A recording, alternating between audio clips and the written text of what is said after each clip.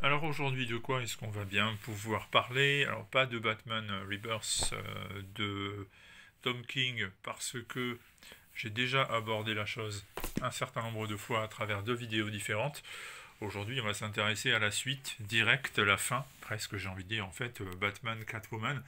Alors au départ, ça devait figurer dans la série régulière, ça devait être le tout dernier arc narratif de la série, puis finalement, la prestation de King s'est terminée un peu en avance, contrairement à ce qui était prévu au départ, et puis les épisodes finaux sont devenus une mini-série, appelons ça comme ça, Batman Catwoman, qui est publié par Urban Comics, Black Label. L'album est disponible avant Noël. C'est une bonne idée.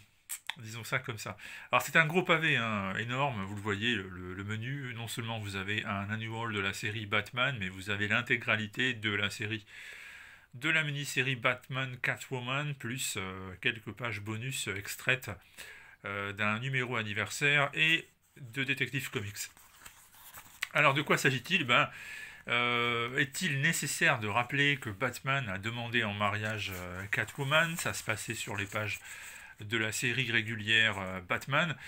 Et puis, ça n'a pas finalement, ça n'a pas connu la fin attendue. Le mariage n'a pas eu lieu.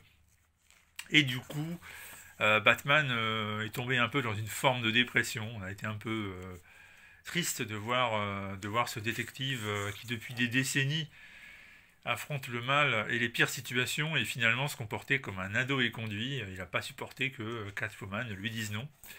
Ça l'a rendu très triste, l'ami. Et là, donc, on va assister au développement final de leur relation. Alors, ce développement final, il n'est pas simple à suivre parce que c'est signé Tom King. J'aime beaucoup ce scénariste, mais il faut être honnête, hein, c'est un scénariste qui a une manière de raconter les choses qui n'est pas toujours très très simple. Alors là, pour faire court, on va suivre presque trois grandes temporalités différentes. On a presque envie de dire en réalité trois mondes différents, trois univers parallèles dans lesquels évoluent Batman et Catwoman à leur début en tant que, on va dire, limite opposée du spectre. Vous avez un super-héros classique qui veut faire respecter le bien tout en agissant dans l'ombre. Vous avez une voleuse qui n'a pas une moralité à toute épreuve. Et au milieu de tout ça, vous avez le Joker qui est un dingue et un fou furieux. Vous avez une autre temporalité qui est celle où les deux personnages se sont rapprochés. Et cette fois-ci, on devine que quelque chose est né entre ces deux-là. Et Batman et Catwoman, donc de couple antithétique, est devenu une sorte de Bonnie and Clyde du super-héroïsme, mais du bon côté des choses, toujours. Hein. Batman est là pour veiller au grain, il est persuadé que Catwoman peut être réformée et qu'elle peut se conduire comme une bonne justicière à son service. Et puis la dernière temporalité, c'est dans le futur, donc Bruce Wayne est mort, il a été terrassé par un cancer. Il ne reste plus que Selina Kyle qui elle-même, évidemment, n'est plus de toute première fraîcheur. Et malgré le fait qu'elle soit une dame d'un âge respectable, elle continue à endosser des vêtements en cuir, notamment pour des scènes avec sa fille.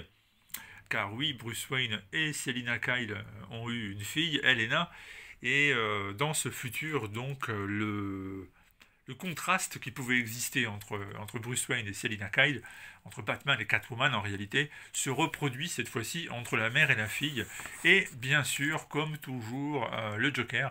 Le Joker qui à chaque époque est là, qui représente un des mystères, une des énigmes de cette histoire. Qu'est-il vraiment pour Selina Kyle? On le sait déjà plus ou moins pour Batman, mais là désormais, c'est ce rapport qui est mis en lumière, notamment parce que dans la dernière partie, Selina Kyle décide d'aller rendre visite à un vieux Joker pour tout simplement l'assassiner une bonne fois pour toutes.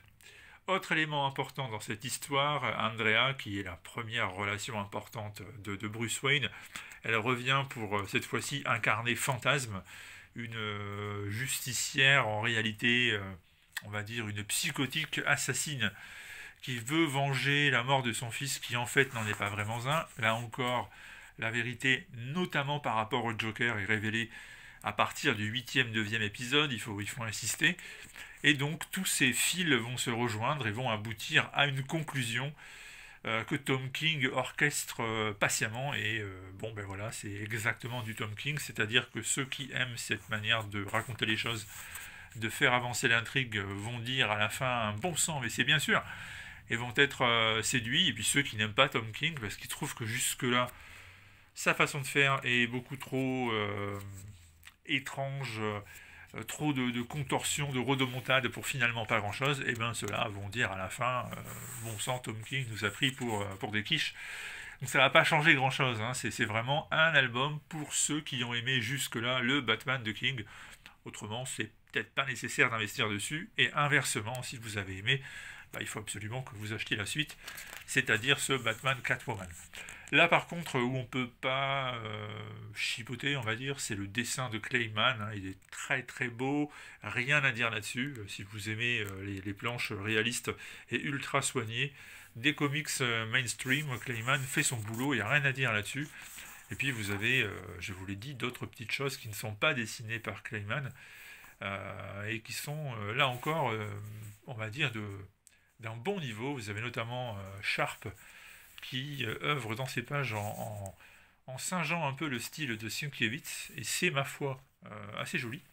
Et puis vous avez quelques pages du regretté John Ponleon à la fin de cet album, et il y a d'ailleurs une postface assez touchante concernant cet artiste qui nous a quittés prématurément et récemment. Voilà donc pour ce que je pouvais vous dire de ce Batman Catwoman. Alors moi évidemment j'ai aimé le run de Tom King, donc je suis, on va dire, pas la personne la plus objective pour vous dire que Batman Catwoman vaut la peine et que vous ne serez pas déçus. Je veux juste être honnête, hein, si vous n'avez pas du tout aimé la prestation de King, à mon avis, vous n'avez pas du tout accroché à cet ouvrage. Je vois pas trop l'intérêt de se le procurer si vous n'avez pas aimé. Inversement, c'est dans la continuité, donc moi je vous dis, à ceux qui ont trouvé ça intéressant, vous n'allez pas regretter l'achat. Voilà donc pour Batman Catwoman, un gros pavé disponible avant les fêtes et qui sera sûrement un des cadeaux de Noël stars chez les fans de comics.